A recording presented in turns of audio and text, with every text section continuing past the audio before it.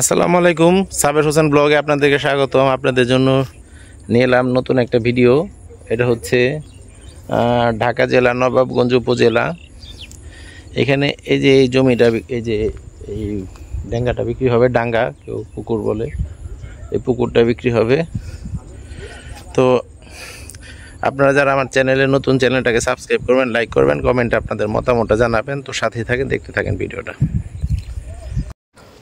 এই যে রাস্তাটা দেখছেন, এই রাস্তাটা থেকে জয়পাড়া, এখান থেকে আর 2-3 কিলো গেলেই জয়পাড়া। হ্যাঁ, 2-3 কিলো গেলেই জয়পাড়া, 3 কিলো সর্বোচ্চ গেলে 4 কিলো।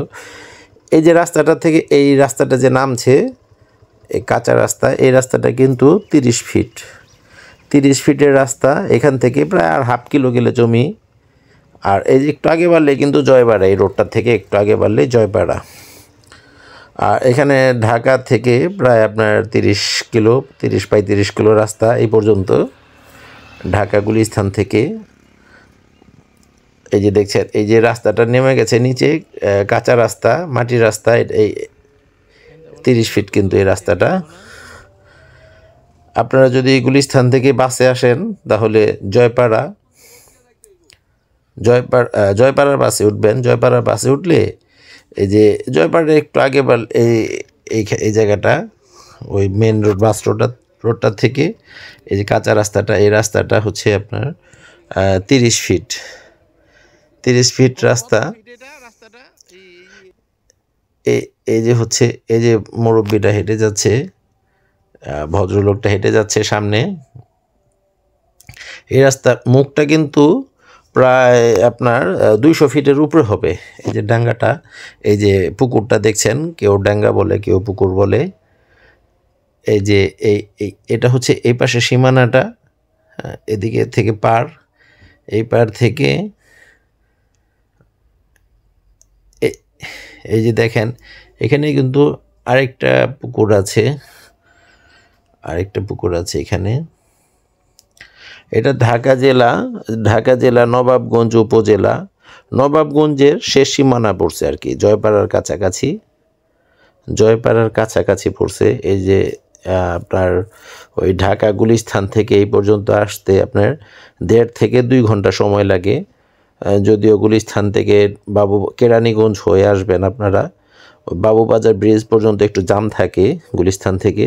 আর যদি মোহাম্মদপুর থেকে আসেন, মোহাম্মদপুর থেকে আসলে জয়পাড়ার সিএনজি যে মোহাম্মদপুর বেরিবান থেকে সিএনজি আসে এখানে, এই পর্যন্ত আপনারা চলে আসতে পারেন। 35 কিলো রাস্তা, আপনি যেদিক থেকে আসেন, গুলিস্তান থেকে আসলেও 35 কিলো, আবার এদিক থেকে মোহাম্মদপুর থেকে আসলেও 35 কিলো। চলেন আমি আপনাদেরকে একটু নেমে দেখানোর চেষ্টা করি। এই যে দেখছেন, এটা হচ্ছে পুকুরের একটা পাশ দেখছেন। এই পাশ একদম জমিটা কিন্তু একদম স্কোয়ার জমি, সুন্দর একটা জমি, বেশ সুন্দর। 30 ফিট রাস্তার পাশে এখানে জমি আছে 130 শতাংশ। ওই যে দেখছেন গাছগুলো, ওই গাছ পর্যন্ত, ওই যে গাছগুলো দেখছেন, এই পুকুরটাই জমি আছে 130 শতাংশ জমি। হ্যাঁ, এখানে 130 শতাংশ।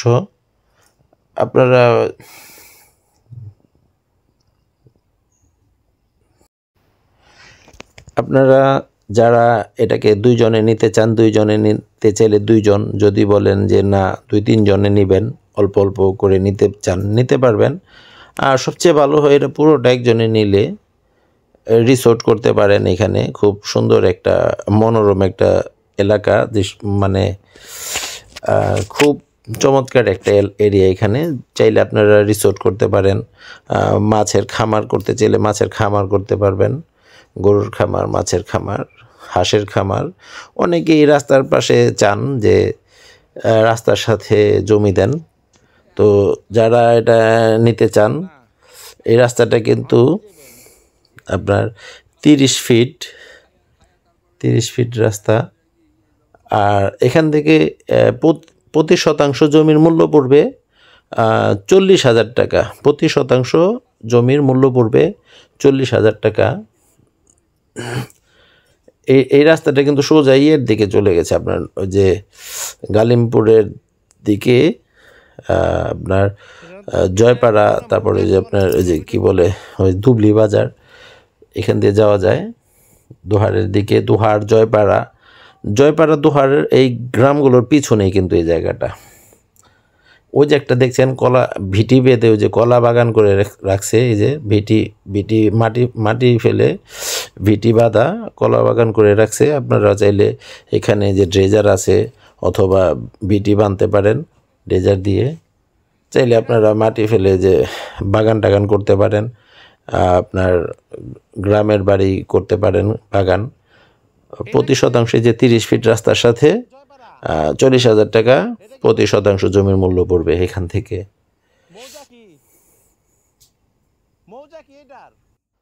ঢাকা জেলা নবাবগঞ্জ উপজেলা, আর এটা পড়ছে গালিমপুর মৌজার নাম হচ্ছে এটার গালিমপুর মৌজা পড়ছে। ওই বাম পাশের দিকে কিন্তু ওই যে আপনার দোহার, তারপরে আপনার যে দোহার, জয়পাড়া, এইগুলো কাছাকাছি। অনেকেই দোহারের দিকে জমি চান, জয়পাড়ার দিকে, দোহারের দিকে। তো আপনারা এইখানে এরকম বাজেটের মধ্যে চাইলে আপনারা নিয়ে রাখতে পারেন এই যে রাস্তাটার সাথে। হ্যাঁ, খামারবাড়ি। তো চাইলে কিন্তু আপনারা এই 130% জায়গার পিছনে থেকে আরও নিয়ে বাড়াতে পারবেন, আরও বেশি জমি নিয়ে রাখতে পারবেন এখানে। এই পিছনে কিন্তু চাইলে আপনারা এই রাস্তা এটা ভরাট করে আবার পিছন দিক থেকে কিন্তু আরও জমি বাড়াইতে পারবেন। দেখছিলেন ভিডিওটা, কষ্ট করে দেখার জন্য সবাইকে ধন্যবাদ। সবাই ভালো থাকবেন, সুস্থ থাকবেন, খোদা হাফেজ।